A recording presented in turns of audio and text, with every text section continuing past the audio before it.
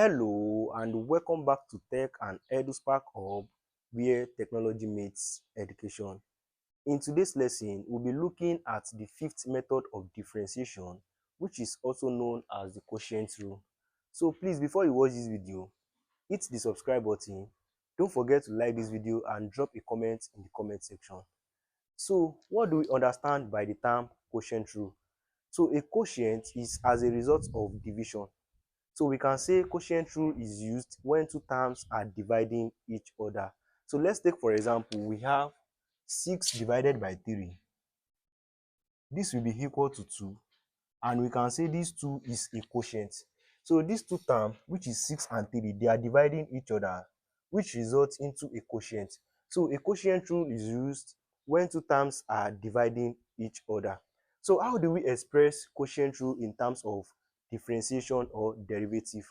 So in order to express that, let's say we have a function of x, which is also known as f of x, which is expressed as the u of x divided by the v of x.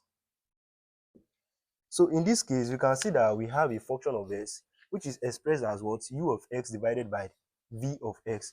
And looking at this, we can see that these two terms are dividing each other. U of x is dividing what?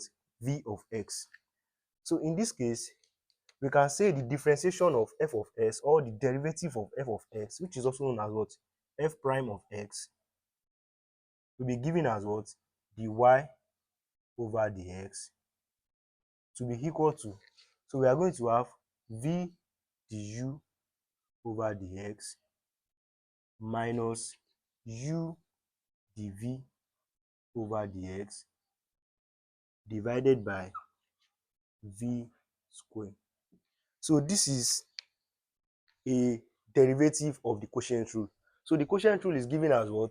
V du over dx minus u dv over dx divided by v square.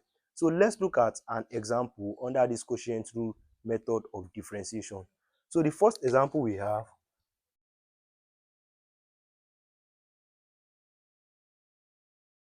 it says y equal to 6x squared divided by 4x plus 3.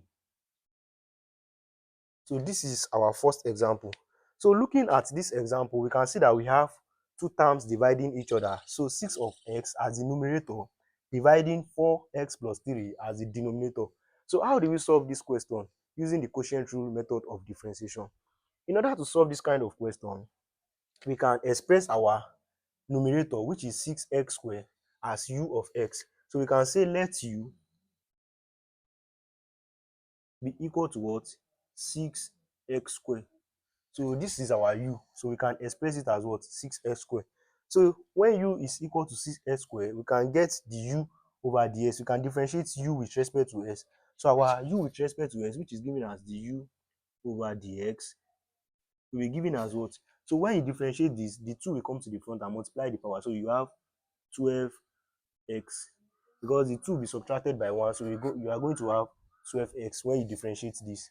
So now that we have gotten our u and the u over the x, we can also get our v.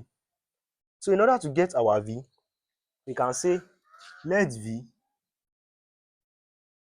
to be equal to, so our v, which is v of x, will be equal to what? The denominator. So our v of x will be equal to what? 4x plus 3. So we have 4x plus 3. So we can also get the differentiation of v with respect to x by saying the v over dx will be equal to, so when you differentiate 4x plus 3, this is a constant, so this will give us 0. So we are going to be left with what? 4x. So when you differentiate 4x, you are going to have 4. So this is the differentiation of what? Dv over dx. So now that we have gotten our v and we have gotten our du over dx, we can just proceed to use the formula for what? The quotient rule method of differentiation. And in doing this, we have that, so we have our formula, which is dy over dx to be equal to, so we have v du over dx minus u dv over dx all over v squared. So this is our formula. And we know that our v is what? From this formula, our v is 4x plus 3. So we have 4x plus 3 in a bracket. What is our du over dx? The relationship between v and du over dx is multiplication, so we can represent that as dot. So we have dot. So what is our du over dx? Our du over dx is what? 12x. So we have dot 12x minus. So what is our u? Our u from this question is what? 6x squared. So we have 6x squared dot, which is the multiplication between the relationship between u and dv over dx. So what is our dv over dx? Our dv over dx is 4. So we have dot 4. So all over. So what is our v square? Our v square is what? So what is our v? Our v is 4x plus 3. So we have 4x plus 3 square. So this is our v square. So we can then expand everything on this numerator by expanding each of the terms. So in doing this, we have 12x multiplied by 4x. So 12x multiplied by 4x will give us what? We are going to have 48x squared plus 12x multiplied by 3 will give us what? 36x minus. So this is the minus. So 6x squared multiplied by 4 will give us what? 24x squared all over our denominator, which is 4x plus 3 square. So don't forget your square. So in doing this, we can swap the like times. You can see we have 48x square here and we have 24x square here. So this is minus 24x square. So in doing this, we can rewrite this as 48x square minus 24x square plus 36x all over 4x plus 3 square. So when you solve this further, 48x square minus 24x square will give us what? 24x square. So we are going to have 24x square plus 36x all over. So we are going to have this as 4x plus 3 square. So this is giving us our final answer. So if you like, you can then factorize this numerator, because you can see this can be divided by 12 and also this can be divided by 12. So in factorizing, let me just put that here.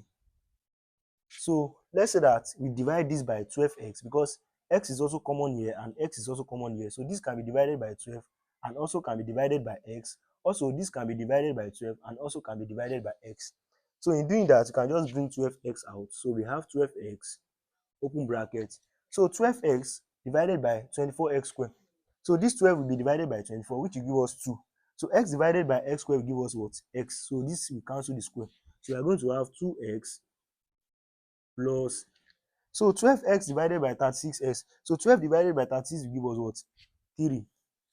And also x divided by x will give us what? 1. So 3 multiplied by 1 will give us what? 3. So we have this as 3 all over our final answer, which is 4x plus 3 square.